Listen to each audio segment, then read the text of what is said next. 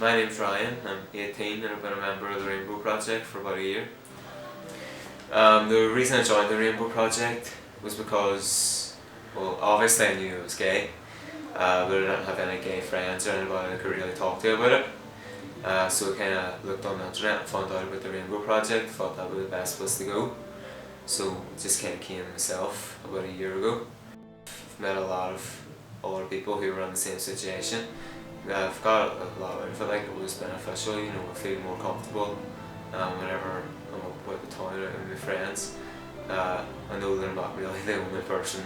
As a teenager I thought it was the only gay in the village. I really felt that, I was on my own, there was nobody else. But I became aware while watching the BBC News one day, and it was the first time I'd ever seen it. A protest march in 1977 going through the centre of London, protesting against Mary Whitehouse. Now, the wonderful coincidence is, he was leading that march, the march that inspired me and began my political awakening as an activist. So, I mean, my thinking at the time was, it was still against the law, so technically I was a criminal. It was also considered a psychiatric illness. You know, and that's actually quite important, because the tortures that were inflicted in the name of medicine on individuals were extreme. I mean, torture is not too polite a word for it. The Rainbow Project really focuses on safe sex, and you can come whenever you want and get free protection. They also do free HIV testing every week on a Tuesday.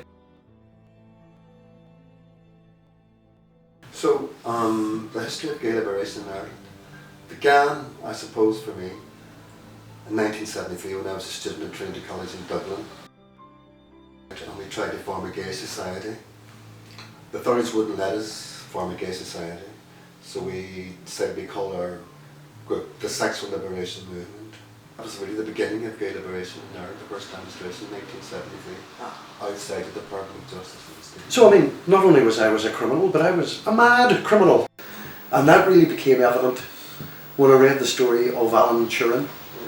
Alan Turing, who is now, only now, starting to receive recognition as the father of modern computing, the man that came up with that concept of reducing information into a binary code and permitting a machine to do computation. I mean, the very fact that the mechanism he used to take his own life after the treatment he received at the hands of the legal system, he injected an apple with cyanide and ate it. And I love the fact that, as a tribute to him, that one of the biggest computer companies in the world is called Apple. I just think that's an incredible tribute. But it's the fact that people are only now becoming aware that this man actually saved millions of lives by shortening the war with his work on codes. He feared prison that much that he accepted chemical castration, and it destroyed him. It destroyed his intellect, it destroyed his emotions, and it destroyed his sexuality, it destroyed him as a person. That's torture.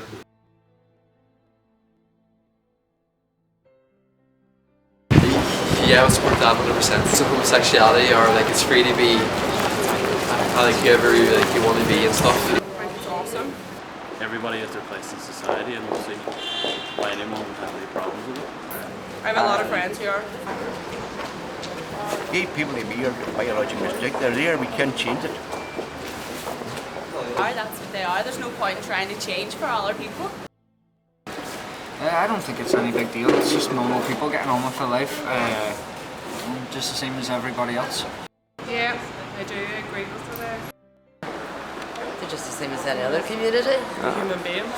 That is particularly horrendous thing to be involved in.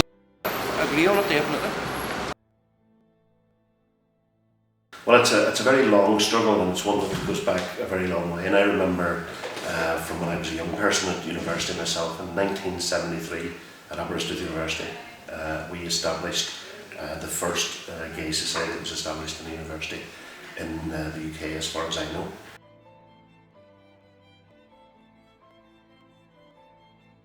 Well, I think the future for LGBT equality, as far as human beings, we see this as a matter of equality across the board. we're in favour of an Ireland of equals. We want this country to run with everybody treated equally. The struggle for gay liberation has come a long way. People are now recognising that they're talking about a human rights issue. Our relationships are now recognised within law, and our partners are protected. Should anything happen to me, my partner would be protected. I remember one particular couple when I was in my early 20s. They'd been together 25 years. The paperwork wasn't entirely right. So when the partner who basically controlled the finances and owned the house passed on, his family took everything and left his partner with nothing because he wasn't protected within law. But even worse than that, they took his body. Imagine not being able to wake your partner that you've been with for decades, and a family that he never spoke to came and took the body. That can't happen now. What I like about the Rainbow Project really is that other than it being a safe place to come, there's very supportive staff for anybody that does need help.